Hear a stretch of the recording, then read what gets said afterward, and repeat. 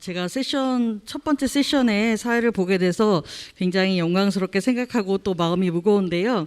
무겁기도 한 생각이 들기도 합니다. 그렇지만 어떻게 보면 심성과학이 따로 있는 것이 아니라 정말 생활이 바로 심성과학이고, 또 연구 방법은 다른 특별한 어떤 전문가적인 방법이 아니라 주인공 관법이라고 대행선사께서 그렇게 항상 말씀하셨던 것을 기억을 합니다. 그래서 과학원 회원들은 전문가들의 어떤 탁상 공론으로서 연구를 하는 것이 아니라 하나의 마음의 불사로서 연구를 진행해 나가고 있습니다. 이번 첫 번째 세션의 제목은 대행사상의 혁신성과 현대 심리학입니다. 그래서 3편의 논문이 발표될 건데요.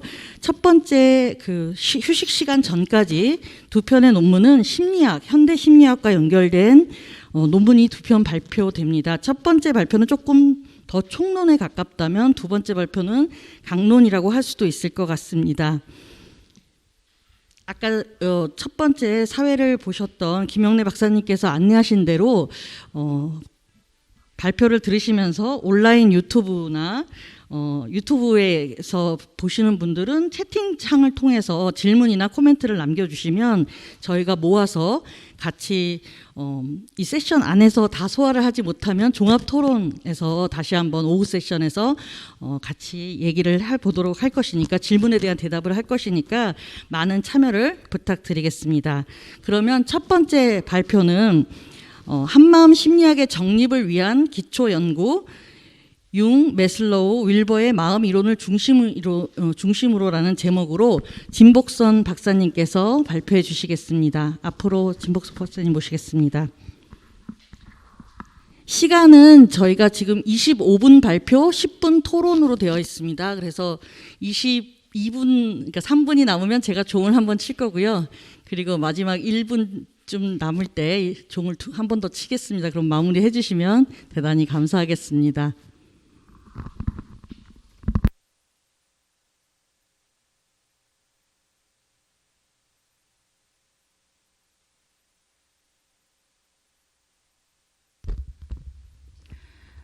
네, 안녕하세요. 저는 교육학팀 발표를 맡은 진복선입니다. 이번에 저희 교육학팀에서는요, 한마음 심리학의 정립을 위한 기초 연구라는 주제를 가지고 연구를 했습니다. 조금 더 구체적으로 설명을 드리면 메슬로 윌버의 마음 이론 중심으로 살펴보았습니다.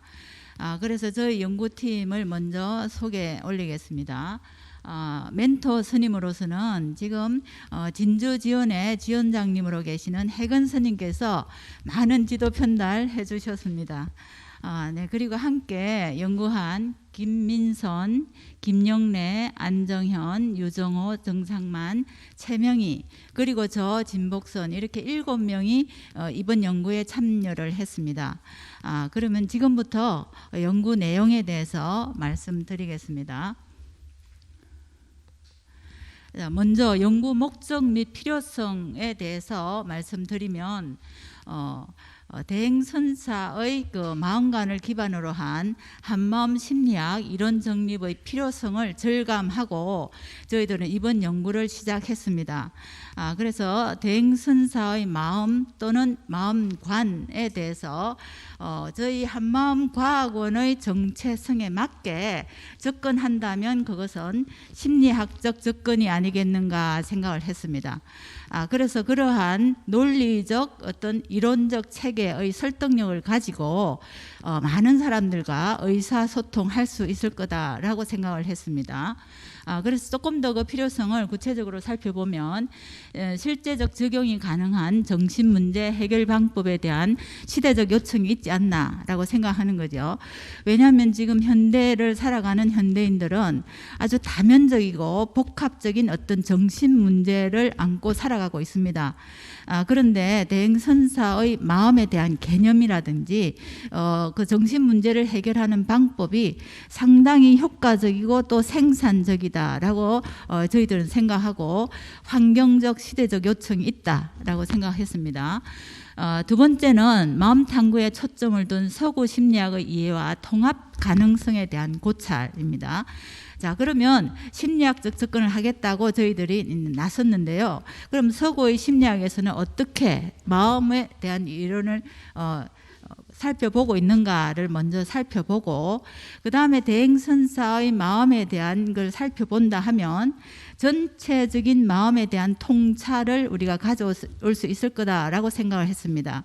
자, 그래서 마지막으로 그러한 전체적인 통찰을 바탕으로 해서 한마음 심리학으로 일반화할 수 있는 어떤 이론적 토대를 만들 수 있지 않을까라는 기대로 연구를 시작했습니다.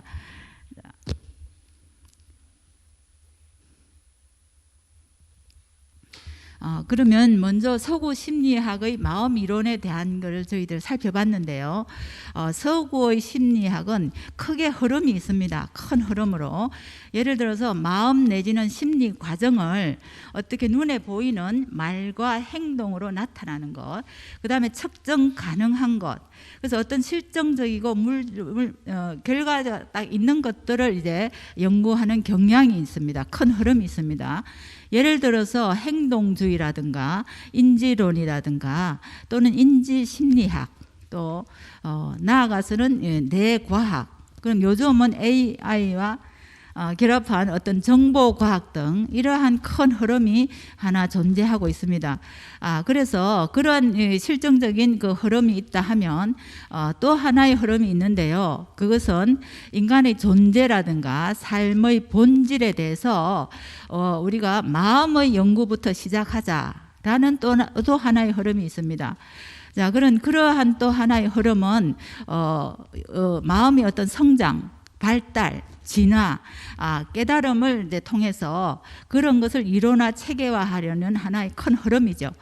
그래서 이제 두 번째의 심리학적 흐름에 맞춰서 저희들이 그런 흐름에 맞다고 생각하는 심리학자 세 사람을 선택을 했습니다. 그래서 융, 메슬로, 캔윌버 이렇게 세 사람을 선택을 했습니다. 우선 간략하게 그 세 사람의 이론을 한번 살펴보겠습니다. 먼저 이제 칼 융의 이론을 살펴보면요, 이 사람은 분석 심리학자라고 우리가 이야기를 하는데, 이 사람은 영적 경험을 굉장히 중요시했습니다. 그래서 이제 환청이라든가 어떤 예지몽이라든가 이런 걸 해서 조금 자아 초월적인 어떤 접근을 했거든요.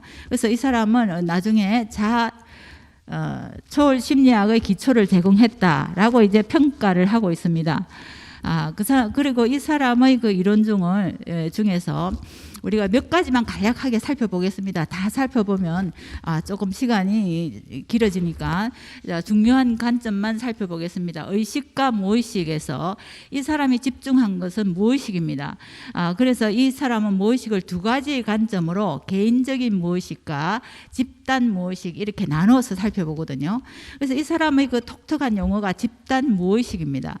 그래서 집단 무의식은 뭘 이야기하느냐 하면 아주 동물 조상부터 쭉 이어진 그 아주 세대를 초월하고 역사를 초월한 그러한 무의식이 우리 그 저변에 잠재되어 있다라고 생각한 게 집단 무의식입니다. 예를 들어 상징이나 원형들, 그 다음에 이제 개인 무의식으로는 페르소나 그림자 같은 걸 이야기하죠.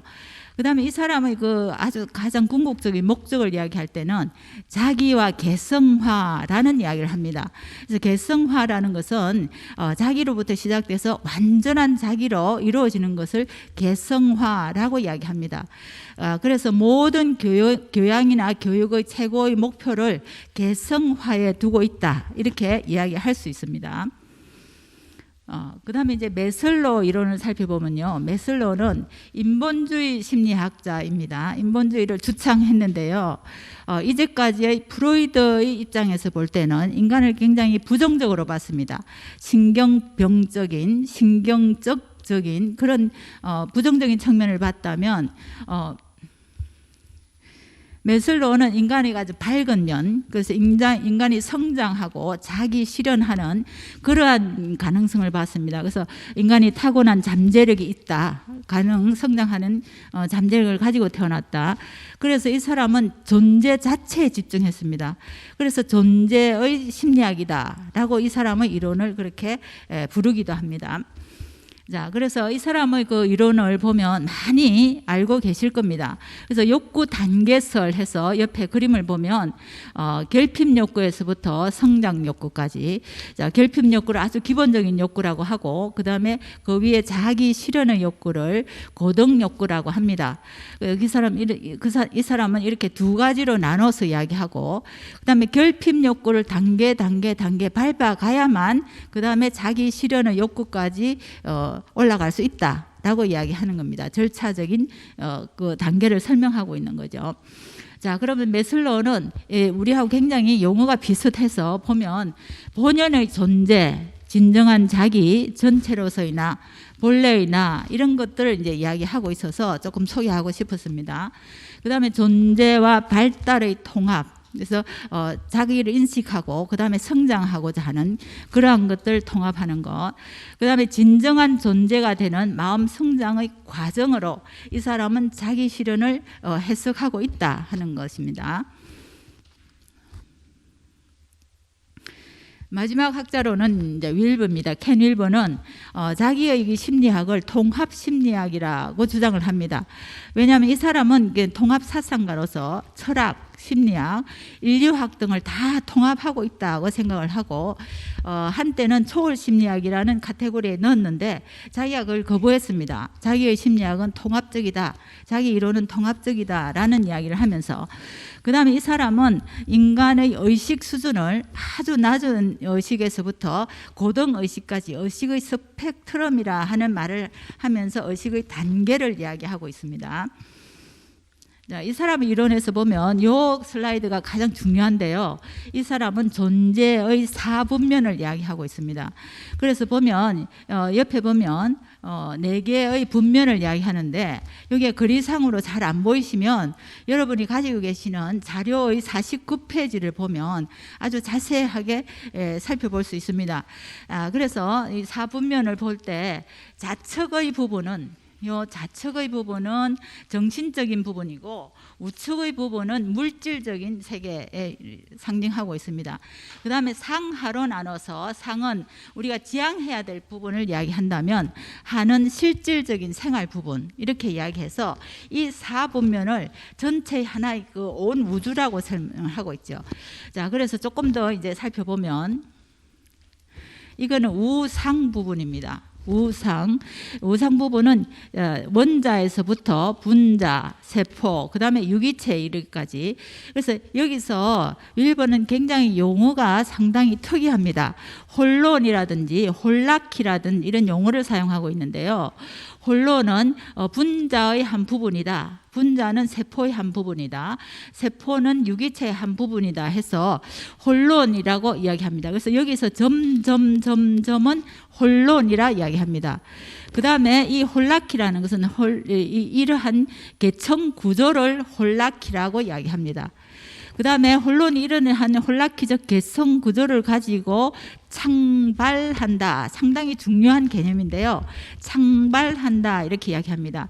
근데 이거를 다른 말로 이야기하면 뭘 하냐면 창조성 이렇게 이야기합니다. 창조성. 자, 그러면 이런 홀라키적 창발에서 에너지가 되는 건 뭐냐 하면 활동 중에 있는 영이다, 이렇게 이 사람은 이야기하거든요. 그럼 활동 중에 있는 영은 이 현상 세계가 이렇게, 자연 세계가 이렇게 창발하고 현상 세계가 이렇게 전개되는 이 에너지는 어디서 받느냐? 활동 중에 있는 영에서 에너지를 다 받는다, 이렇게 이야기합니다. 또 다른 말로는 뭐라 하냐면 창조 중에 있는 신, 이렇게 이야기하기도 합니다. 자, 그래서 서양에서는 창조라는 말은 누가 할 수 있느냐 하면 신이 하거든요.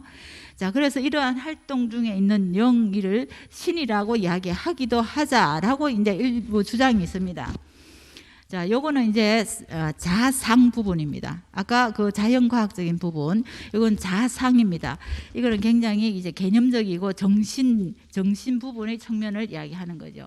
어쨌든 이러한 그 홀라키적 창발이 상당히 중요하다 하는 의미에서 제가 조금 장황하게 설명드리고 싶었던 겁니다. 자, 그래서 그러한 에너지, 이러한 그 홀라키적 창발의 에너지를 활동 중에 있는 영에서 이제 받아서 하는데, 이걸 한마디로 말하면 창조성하고 또 신이라고 이야기하기도 하죠. 그럼 그 신이라는 말을 윌버는 사용하는 걸 별로 좋아하지 않았습니다. 좋아하지 않았을 뿐더러 경계했다라고 생각하는데, 그래서 이제 이 사람은 신이라는 말 대신 불교에서 그 용어를 가져와서 공이라는 말을 차용해서 쓰고 있습니다. 그래서 이제 윌버에 대한 우리 이론이 굉장히 조금 주목해보고 싶고 봐야 되지 않겠나 해서 살펴봤습니다. 자, 그 다음에 윌버는 이러한 의식 수준을 9단계로 구체적으로 나누어서 설명합니다. 그래서 처음 보면 첫째의 감각 물리적 수준에서부터 자, 형식적 반성 수준까지는 일반적으로 많은 인지학자들이 동의하고 있는 수준입니다. 그 다음부터는 보면 굉장히 이제 고차원적인 의식 수준이다 이렇게 이야기하는데요. 자, 비전 논리에서부터 해서 심혼, 정묘, 원인 수준까지는 상당히 고차원적인 의식 수준이다라고 이 사람은 주장을 하고 있고, 그 다음에 이런 것들은 윌버의 입장에서 이야기할 때는 우리 인간이 의식이 굉장히 진화하고 발전했을 때 상당히 높은 수준, 미래에 도달할 수 있는 의식의 단계다. 이렇게 설명을 하는데, 그러면 그런 의식 수준에 도달한 사람이 없냐라고 이제 질문을 했을 때, 이 사람은 불교의 성각자들, 그 다음에 도교의 수행자들, 그 다음에 요가 수행자들은 아마 이런 수준까지 도달해 있지 않겠냐라고 이제 설명을 하고 있습니다. 그리고 이제 이때까지 이제 살펴본 세 학자를 종합적으로 요약해서 한번 살펴보면 좋겠다 해서 저희들이 표를 만들었습니다. 그래서 대행선사의 관점에서 본 융의 마음 이론을 보면 존재의 근본을 살펴보면 한마음 주인공, 그 다음에 융은 자기라고 합니다. 이건 자기는 대문자 S로 시작하죠. 셀프가. 이것은 이제 완성된 자기를 이야기하고, 소문자 S로 시작하는 것은 그냥 수행하는 자기다 이렇게 생각해보면 맞을 것 같습니다. 자, 그래서 근본을 자기, 완성된 자기로 보고, 의식과 무의식을 나눌 때 우리가 세상에서 펼쳐지는 이러한 전개되고 있는 것은 의식의 어떤 하나의 전개다, 나툼이다 이렇게 보거든요. 그거를 대행선사는 업식 또는 업적이다 해서 업의 궤적이 쭉 펼쳐진다, 전개된다 이렇게 봤습니다. 그 다음에 융은 어떤 그런 것을 컴플렉스 내지는 개인적인 무의식 또는 자발적, 자율적 개인적 무의식 이렇게 이야기하기도 합니다. 그래서 컴플렉스에 사로잡혀 버렸을 때는 말과 행동이 자기의 본심에서 나오는 거 아니고 그거에 사로잡혀서 그 상황을 무마하기 위해서 이런 말과 행동이 나온다라고 이야기하고 있습니다. 자, 자기 완성을 볼까요? 대행선사는 세 번의 죽음을 말하고 있습니다. 첫 번째, 자기의 존재에 대해서 확인을 하고, 그 다음에 둘 아닌 도를 세 번의 이제 나툼을 하면서 전체의 그 현상을 조절하고 재생하고, 그죠? 이렇게 하는 것들을 이야기하고 있습니다. 그 다음에 아까도 말씀드렸지만 융은 개성화, 개별화, 완전한 자기를 이야기할 때 이렇게 개성화라고 이야기합니다. 그 다음 방법론을 보면요, 대행선사는 주인공 간법을 이야기하고 있습니다. 그래서 주인공 간법은 뭐냐, 존재의 근본이 되는 한마음 주인공에다, 그게 근본이죠. 근본에다가 믿고 맡기고 놓고 또 지켜보면 그 주인공 그 자체에서 그 동력을 가지고 어떻게 다 현상을 조절하고 그 다음에 재생해 간다라고 이야기하는 거죠. 굉장히 이 차원이 몇 차원이 단계가 있다고 생각하고 고차원적이라는 생각을 저는 해봅니다. 그 다음에 융은 자아와 자기의 축을 형성해서, 자아에서 자기로 되는 그 과정의 축을 형성해서 통합을 이루고 합의를 이룬다 하면 개성화, 개별화를 이룰 수 있을 것이다 라고 생각을 한 겁니다. 자, 그 다음에 보면 메슬로를 한번 볼까요? 대행선사의 관점에서 본 메슬로의 마음 이론 볼까요? 자, 인간관이라면 대행선사는 참나, 불성, 한마음, 이것은 타고나는 거다. 자기가 가지고 나오는 하나의 기본적인 능력이고 그저 무한한 에너지원이다라고 이야기하면 메슬로도 비슷하게 생각합니다. 그래서 성장 욕구가 있기 때문에 자기 실현이 가능한 존재다. 그래서 그러한 사다리의 단계를 거쳐 올라가면 순간에 자기 실현이 이루어진다라고 이야기하는 거죠. 그 다음에 욕구에서는 보면 대행선사께서는 어떤 결핍된 욕구가 있다면 그것을 바로 수행의 재료로 삼아서 그걸 가지고 바로 자기의 그 내면으로 들어가는 재료 또는 길잡이로 삼는다라고 한다면 메슬로는 그렇지 않고 단계를 해서 바로 들어가는 코스, 직선 코스, 이거는 단계를 밟아가야 된다 하는 것이 조금 다르다고 볼 수 있는 거죠. 그 다음에 자기 완성을 보면 3번의 죽음에 대한 것이고, 그 다음에 메슬로는 우리가 어떤 최고의 그 경험을 절정 경험이라 합니다. 예를 들어서 우리가 굉장히 웅장한 어떤 광경을 봤을 때 이 우주와 내가 하나 되는 느낌을 탁 느낄 때 그것을 절정 경험이다라고 합니다. 그런데 이제 모든 사람들은 다 순간순간 절정 경험을 할 수 있다라고 보는데, 그러면 자기 완성, 자기 실현을 한 사람은 그 절정 경험이 연속적으로 끊임없이 올라갈 때, 이루어질 때 이제 고정됐다 하는 거죠. 변화무쌍하지 않고 그러한 항상성을 유지할 때는 자기 실현에 이르렀다라고 보는 거죠.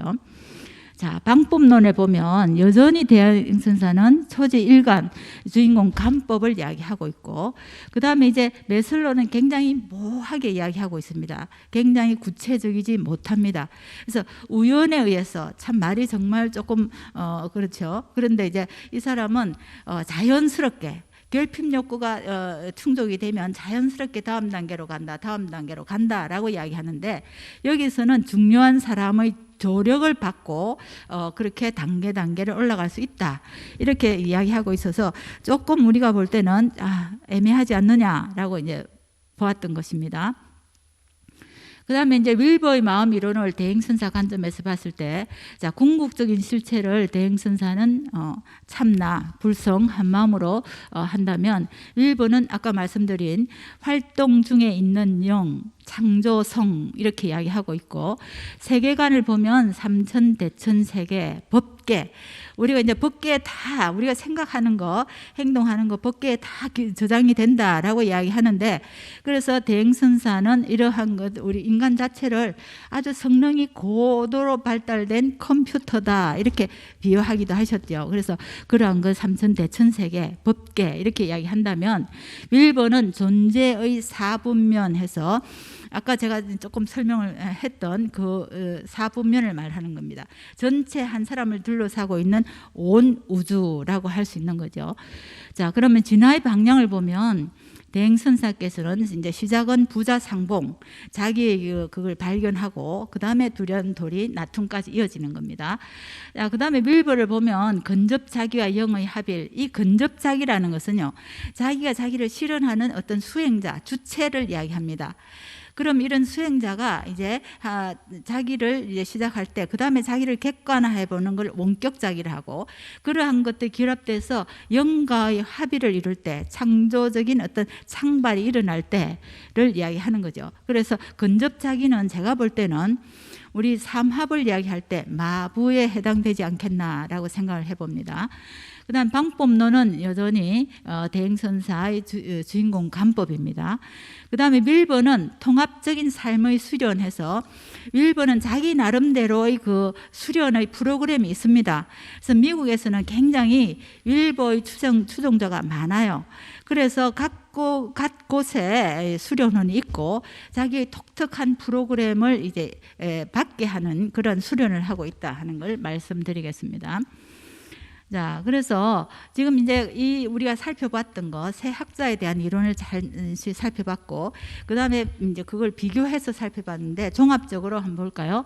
자, 마음관을 보면 융, 메슬로, 윌버는 자, 자기, 영 등의 개념으로 마음의 구조를 설명하고 있다면, 대행선사는 영혼, 그 업식을 둘러싸고 있는 것은 영혼이다라고 하고 그에 비해서 불성 모든 에너지를 가지고 있고 현재의식, 잠재의식 등으로 설명하면서 동시에 한마음은 일체 재불, 일체 중생, 우주 삼라 만상을 포괄하고 작용하는 어떤 에너지원이다, 원동력이다 이렇게 설명하고 있습니다. 그 다음에 통합적인 관점을 보면 융은 제가 처음부터 이제 앞에서 설명드렸듯이 자아와 자기의 통합, 개성화를 이야기하는 거고, 메슬로우는 절정 경험, 영속적인 절정 경험을 이야기합니다. 일본은 물질, 신체, 마음, 혼, 영 해서 윌버는 이렇게 물질, 신체, 마음, 혼, 영을 우주를 구성하는 요소라고 생각하고 이 요소가 사분면으로 통합될 때 하나의 그 창발이 일어나서 통합적인 온 우주가 형성된다라고 이제 설명을 하고 있습니다.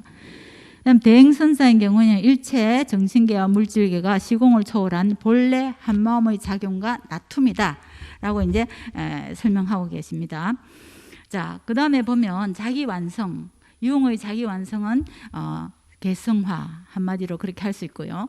그다음 메슬로는 연속적인 자기 실현 이야기할 수 있고, 윌버는 근접 자기를 초월한 영과의 합일, 그다음에 통합. 그래서 자기 그 심리학 이름 자체를 통합이라고 이야기했습니다. 대행선사는 본래적 자기가 한마음 주인공임을 믿고 생활에서 능동적으로 실천 수행하는 관법을 통해서, 그래서 이제 합일하고 나툼으로서 자기가 재입력을 해서 또 재창조를 하고 재전개를 할 수 있는 이러한 이제 차원을 설명하고 있습니다. 자, 그래서 우리가 이때까지 살펴본 것을 이 한마음 도리를 바탕으로 해서, 자, 융의 자기 통합, 그 다음에 메슬로의 자기 실현, 그 다음에 윌버 영가의 합의를 다 포괄하고 수용할 수 있지 않겠느냐라고 이야기하는 거죠. 한마음 심리학에서는. 자, 그래서 만약에 이게 다 통합이 된다라고 해서 실질적으로 인정이 되고 또 긍정적으로 우리가 결론이 났을 때는 뭐가 생길 수 있냐면 한마음 심리학이 완성될 수 있다라고 저희는 굉장히 희망적으로 생각해 보는 겁니다. 그래서 보면 이 한마음 심리학이 완성이 되면 학문과 종교를 초월하고 물질과 정신을 결합하고 그 다음에 생활과 수행을 통합하고 이제 모든 걸 통합해서 하나의 마음도리에서 하나의 그 영역으로서의 한마음 심리학을 구성할 수 있지 않겠느냐 하는 희망적인 기대를 한번 해보는 거죠. 자, 그래서 이때까지 한 것들을 이제 종합적으로 이제 설명을 드리면 인간 존재의 인식과 의미 탐색의 단서를 제공했다. 그래서 이때까지 우리가 봤을 때 인간의 본질은 뭐 성장하는 욕구를 가지고 이렇게 태어났다. 그 다음에 했지만 우리 이제 하나 더 보태서 한마음이라는 근본의 존재가 있다라는 잔설을 해서 마음 연구에 조금 활력이 되지 않겠느냐 하는 생각을 해보는 거죠. 그 다음에 현대 심리학 연구의 방향에서 보완점. 그래서 현대 심리학의 큰 흐름 중에 어떤 실정적인 것, 눈에 보이는 것만 하는 게 아니라 이렇게 보이지 않는 면에서의 그 흐름도 우리가 인정해야 된다 하는 것을 이야기하고, 자기 완성에 이르는 방법적 접근의 용이성, 주인공 간법 같은 건 어떤 센터가 필요하지 않죠. 특별한 뭐 교육 프로그램이 있는 것도 아니고 바로 그 자리에서 들어갈 수 있는 굉장히 용이하고 편리한 그 마음 그 치유 방법이다 이렇게 생각하는 거죠. 그래서 이런 이론적인 통합, 동서양의 통합, 그 다음에 수행과 실천의 통합, 이론적 통합이 이루어질 수 있을 가능성이 충분하다라고 저희들은 이제 본 거죠. 그 다음에 이제 앞으로의 그 시사점을 보면 현대인을 위한 한마음 심리학이 이론 정립이 되고 또 실천적인 어떤 검증을 이루어져서 많은 사람에게 접근을 하게 되면 상당히 효과적이고 생산적이지 않겠나. 그러고 이제 굉장히 파급력도 있을 거라고 생각한 거죠. 그래서 앞으로는 현장 적용에 대한 어떤 검증과 그 다음에 이론화, 이론을 탄탄히 다져가야 되는 그러한 후속 연구가 이루어진다면 한마음 심리학이 하나 영역으로서 심리학적 어떤 맥을 이어갈 거라고 생각합니다. 그래서 지금 보면 상당히 이제 많이 부족한 면이 많습니다. 그래서 선배, 후배 여러분 또 선생님들이 지적해주고 조언을 해주시면 참고로 해서 앞으로 계속해서 연구를 진행시켜서 완성도를 높여 나아갈 예정에 있습니다. 자, 대단히 감사합니다. 발표 수고해주신 진복 선생님 감사합니다. 자료집 보시면 아시겠지만 그 온라인으로 하시는 분들도 PDF 자료를 다운 받을 수 있습니다. 자료집 보시면 아시겠지만 50페이지가 거의 넘는 방대한 논문을 25분 안에 발표하시느라고 너무 애쓰셨고요. 토론으로 바로 넘어갈 건데요. 토론은 동국대 김혜주 교수님께서 해주시겠습니다. 김혜주 교수님께서는 거의 초창기 과학원 멤버이시고 뭐 불교 여성 개발원 원장도 역임하셨었고 해서 저희들에게 항상 든든한 지원자가 되고 계십니다. 네, 토론 넘기겠습니다. 네, 우선 이런 힘든 시기에도 그 학술 대회를 준비해 주신 모든 분들께 진심으로 감사드립니다. 이 교육학팀의 그 연구가 서구 심리학을 통해서 대행선사의 마음관을 비교하고 해석함으로써 한마음 심리학을 정립하려는 그러한 시도입니다.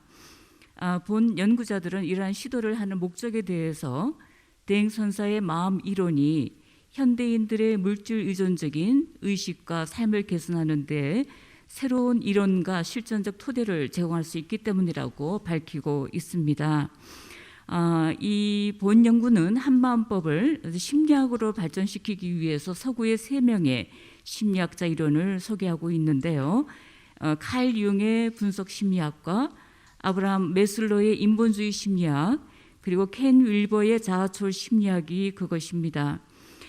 대행선사의 마음법이 그 심리학과 어떤 유사성을 또 차이를 보이는지 분석함으로써 대행선사의 그 마음법이 지닌 심리학적 가치와 의의를 부각시키고자 하였습니다. 이 방대한 시도는 주인공 관법의 이론화와 일반화를 통해서 선사의 직관과 깨달음으로 얻은 진리를 보편적인 담론으로 체계화하려는 어떤 지난한 노력으로 보입니다. 그럼으로써 선사의 깨달음이 불교의 틀에서 벗어나서 보다 쉽고 용이하게 대중에게 전달될 수 있는 그러한 이론적이고 학문적인 터전을 마련한다는 데 의의가 크다고 보겠습니다. 이러한 한마음 심리학의 그 방향성과 타당성을 심도 있게 논의함으로써 심리학에서 어떤 진행될 새로운 학문적인 성과를 보여주었음에도 불구하고 여전히 본 연구는 다음과 같은 몇 가지 문제점을 남긴다고 저는 보았습니다. 우선 이건 좀 근본적인 질문이고요. 저도 이제 항상 그 한마음 그 법을 심리학으로 좀 발전시킬 수 있는 걸 생각을 하는 사람으로서 과연 그 대행선사의 한마음 주인공 관법이 한마음 심리학으로 집대성 되어야 할 필요가 있는가? 있다면 왜 그러하며 그 목적이 무엇인가를 한번 근본적인 문제를 다시 생각을 해봐야 되지 않을까. 왜냐하면 우리가 종교의 영역이라는 것이 일종의 전제론이고 심리학의 영역은 경험론에 속하는 약간 층위가 다른 그러한 영역입니다. 그래서 과연 직관과 깨달음에 의기한 진리의 방법이 과연 논리적이고 분석적인 학문의 영역에서 전개될 수가 있는 것인가 하는 그러한 문제에 대한 것을 한번 짚어봐야 되지 않나 생각을 합니다. 두 번째로는 여기서 이제 한마음 심리학, One Mind Psychology에 대한 연구 방법론에 대한 문제 제기를 좀 하고 싶습니다. 과연 이러한 방법을 정립하기 위해서 서구의 그 3명의 심리학자를 들고 있는데 이 3사람의 심리학자 이론을 그 토대로 할 필요가 있고 그것이 타당한 것인가에 대한 그리고 이 3명의 심리학이 선별된 기준이 무엇인가에 대한 그러한 문제입니다. 과연 우리가 융과 락강이 그 프로이트의 이론을 토대로 자신의 논의를 이제 전개를 시켰는데요. 사실 프로이트의 그 정신분석학 심리학은 굉장히 수많은 그러한 임상 실험을 통해서 의식과 무의식이라는 개념이 도출되었고요. 그 프로이트의 심리학을 인정한다라는 그러한 전제 위에서 인정하되 다시 한번 거기에 문제 제기를 하는 것으로서 이제 융과 그 락강이 점점 자신의 논리를 전개를 시키고 있기 때문에 과연 현장 경험의 임상적 과학적 실험의 연장신순이라고 할 수 있는 이 심리학의 문제를 우리가 이렇게 단순 비교 논리로 할 수 있겠는가 하는 문제.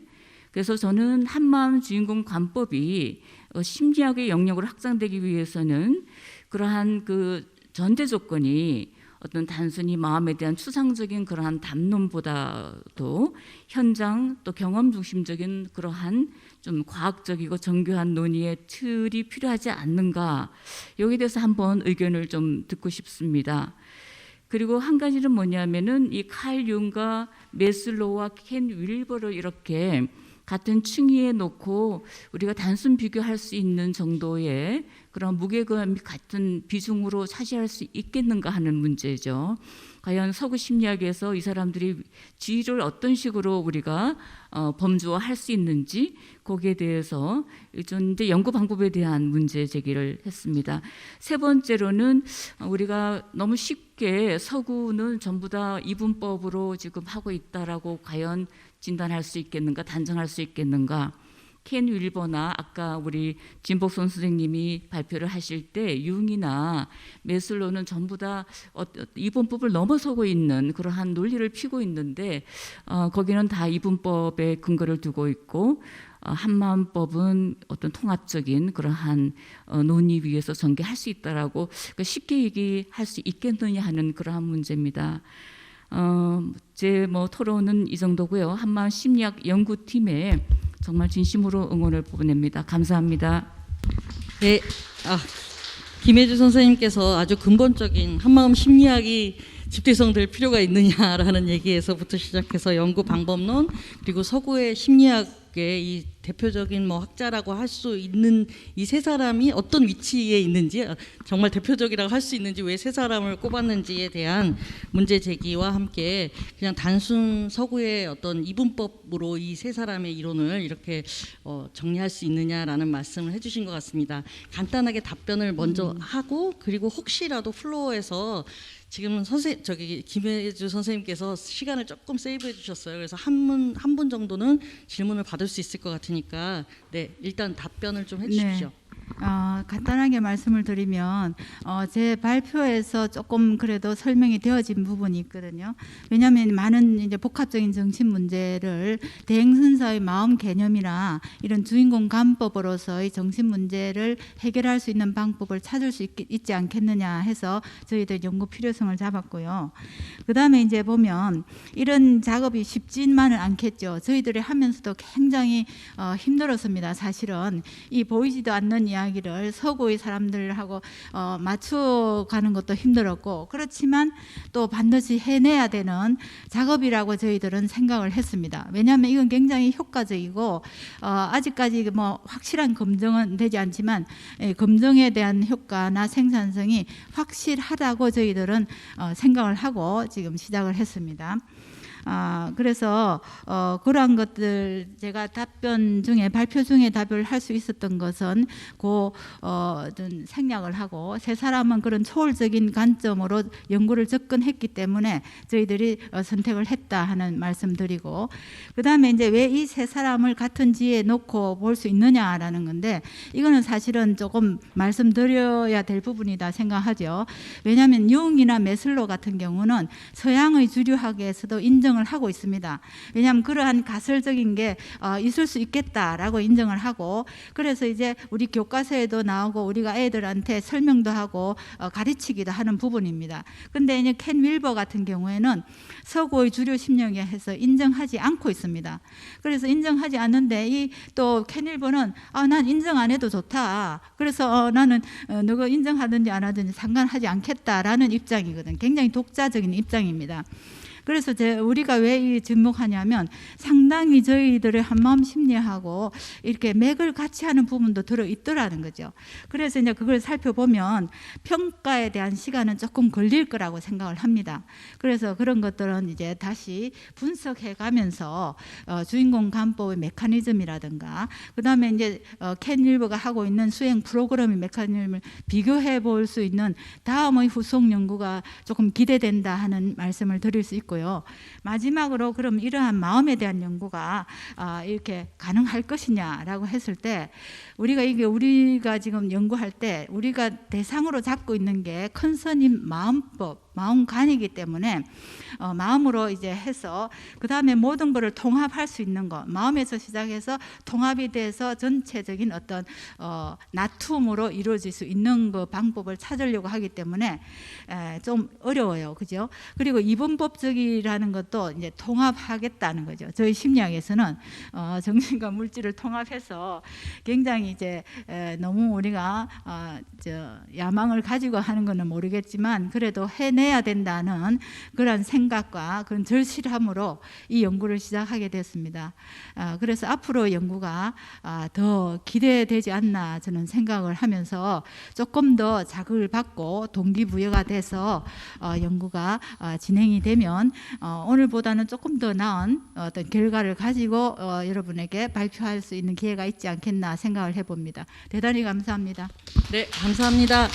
혹시 플로어에서 질문 짧게, 네, 혜선 스님 마이크 좀 갖다 주시죠. 예, 하맘스는 혜선입니다. 발표 토론문 잘 들었습니다. 현대인들이 스트레스고 모든 걸 어찌 보면 우리는 한마음 공부로 풀어가자는 게 우리 선언이고 우리가 알고자 하는 지식인데 제가 이걸 듣다 보니 질문이 하나 생겼습니다.